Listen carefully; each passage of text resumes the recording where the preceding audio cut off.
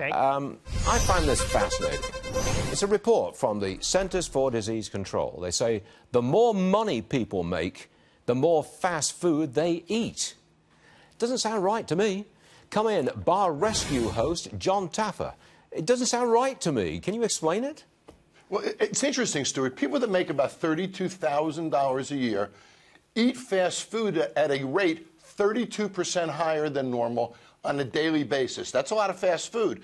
But yet people who make about $113,000 a year are 10% higher at 42%. So they're eating a third more fast food at $113,000 a year income than they are at $32,000 a year income. But I don't think it's the money, Stuart. Right. If it was the money, you'd be eating fast food every 5 minutes.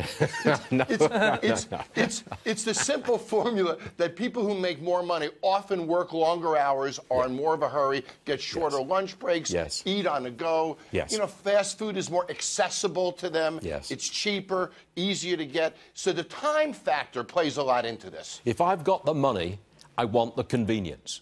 I'm buying the convenience and I can afford it. That explains this report. Okay. That's right. And you're in a hurry often. Yes, exactly. Busy lives. You've got to talk to me about Starbucks.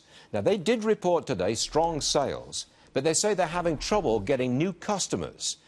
I think that's because the line is slow, and I don't want to wait even 2 minutes for a $4 cup of coffee. What say you? Well, you know, when you go up to drive-in windows at restaurant chains like McDonald's, you'll notice there's a red digital timer next to the window. They know that if there's more than 4 or 5 cars on that line, you're going to drive by, Stuart. You're not going to wait. Well, the same is true with Starbucks. And they really need to follow a fast food window mentality. Put a stop clock there, and they need to move a customer every 8 or 10 seconds. If they don't, that line gets backed up, and you're right, Stuart. You walk in the store, you turn around, and you walk out. But if you order your coffee in advance on an app, a Starbucks app, then it's ready for you immediately. Unfortunately, the people who don't order on the app, they got to stand in line, and it really annoys them. I think that's part of the problem, too. It's the TSA of Starbucks. Yes, that's it. That's the line. I hate it.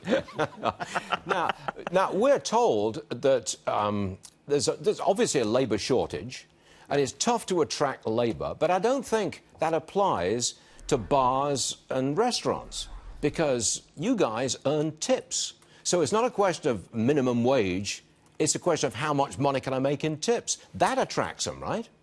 It does. And revenues are up, as you know, in the restaurant sector. Traffic is up. We're entering the holiday season. So, you know, it's worth another 20 to 30% income to tipped restaurant employees. But there's something interesting going on, Stuart. In August, last year, there were 898,000 openings in accommodations and food service.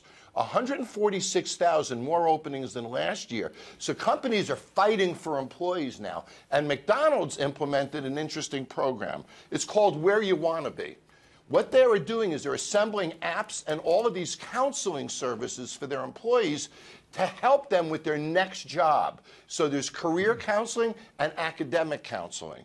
They also tripled their tuition contributions and shortened the amount of time that employees have to work to qualify. So I got to tell you, the hiring market is getting really competitive, and they're calling it the war for talent.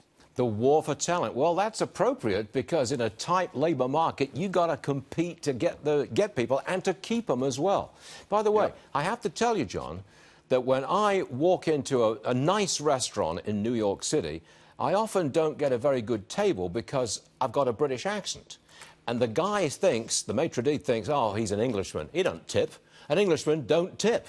Have you noticed this? Not that you've got a British accent, but you know what I'm talking about, don't you? I do. You know, down in Florida, where there's a lot of European tourists, the gratuity is built into the check in Europe. So Europeans come to America, they expect that to be the case here, so they don't tip. So you're right, Stuart, your accent, I don't want you in my station. Let's put you in a corner. It happens all the time. And they watch CNN as well. Oh, that's another story. Hey, John. That's why you should go to fast food. Exactly. Thank you, John. We'll see you again soon. I'll watch you on the Bar Rescue, too. Thanks, John.